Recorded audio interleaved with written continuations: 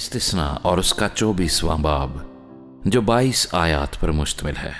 اگر کوئی مرد کسی عورت سے بیاہ کرے اور پیچھے اس میں کوئی ایسی بیہودہ بات پائے جس سے اس عورت کی طرف اس کی التفات نہ رہے تو وہ اس کا طلاق نامہ لکھ کر اس کے حوالے کرے اور اسے اپنے گھر سے نکال دے، اور جب وہ اس کے گھر سے نکل جائے تو وہ دوسرے مرد کی ہو سکتی ہے۔ پر اگر دوسرا شوہر بھی اس سے ناخوش رہے اور اس کا طلاق نامہ لکھ کر اس کے حوالے کرے اور اسے اپنے گھر سے نکال دے، یا وہ دوسرا شوہر جس نے اس سے بیاہ کیا ہو مر جائے تو اس کا پہلا شوہر جس نے اسے نکال دیا تھا اس عورت کے ناپاک ہو جانے کے بعد پھر اس سے بیاہ نہ کرنے پائے، کیونکہ ایسا کام خداوند کے نزدیک مکروہ ہے۔ سو تو اس ملک کو جسے خداوند تیرا خدا میراث کے طور پر تجھ کو دیتا ہے گناہگار نہ بنانا۔ جب کسی نے کوئی نئی عورت بیاہی ہو تو وہ جنگ کے لیے نہ جائے اور نہ کوئی کام اس کے سپرد ہو، وہ سال بھر تک اپنے ہی گھر میں آزاد رہ کر اپنی بیاہی ہوئی بیوی کو خوش رکھے۔ کوئی شخص چکی کو یا اس کے اوپر کے پارٹ کو گرو نہ رکھے، کیونکہ یہ تو گویا آدمی کی جان کو گرو رکھنا ہے۔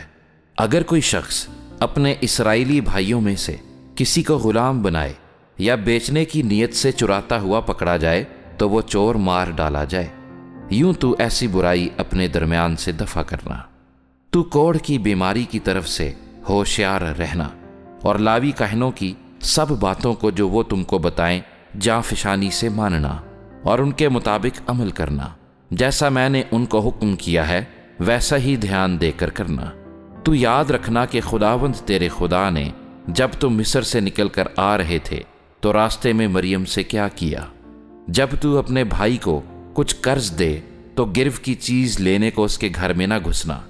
تو باہر ہی کھڑے رہنا، اور وہ شخص جسے تو قرض دے خود گرو کی چیز باہر تیرے پاس لائے۔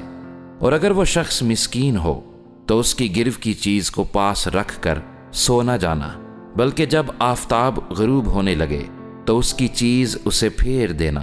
تاکہ وہ اپنا اوڑھنا اوڑھ کر سوئے اور تجھ کو دعا دے، اور یہ بات تیرے لیے خداوند تیرے خدا کے حضور راست بازی ٹھہرے گی۔ تو اپنے غریب اور محتاج خادم پر ظلم نہ کرنا، خواہ وہ تیرے بھائیوں میں سے ہو خواہ ان پردیسیوں میں سے جو تیرے ملک کے اندر تیری بستیوں میں رہتے ہوں۔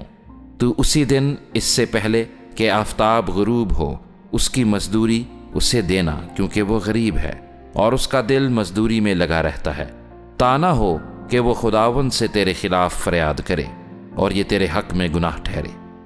بیٹوں کے بدلے باپ مارے نہ جائیں، نہ باپ کے بدلے بیٹے مارے جائیں، ہر ایک اپنے ہی گناہ کے سبب سے مارا جائے۔ تو پردیسی یا یتیم کے مقدمے کو نہ بگاڑنا اور نہ بیوہ کے کپڑے کو گرو رکھنا، بلکہ یاد رکھنا کہ تو مصر میں غلام تھا اور خداوند تیرے خدا نے تجھ کو وہاں سے چھڑایا، اسی لیے میں تجھ کو اس کام کے کرنے کا حکم دیتا ہوں۔ جب تو اپنے کھیت کی فصل کاٹے اور کوئی پولا کھیت میں بھول سے رہ جائے تو اس کے لینے کو واپس نہ جانا، وہ پردیسی اور یتیم اور بیوہ کے لیے رہے، تاکہ خداوند تیرا خدا تیرے سب کاموں میں جن کو تو ہاتھ لگائے تجھ کو برکت بخشے۔ جب تو اپنے زیتون کے درخت کو جھاڑے تو اس کے بعد اس کی شاخوں کو دوبارہ نہ جھاڑنا، بلکہ وہ پردیسی اور یتیم اور بیوہ کے لیے رہے۔ جب تو اپنے پاکستان کے انگوروں کو جمع کرے تو اس کے بعد اس کا دانہ دانہ نہ توڑ لینا، وہ پردیسی اور یتیم اور بیوہ کے لیے رہے۔ اور یاد رکھنا کہ تو ملک مصر میں غلام تھا، اسی لیے میں تجھ کو اس کام کے کرنے کا حکم دیتا ہوں۔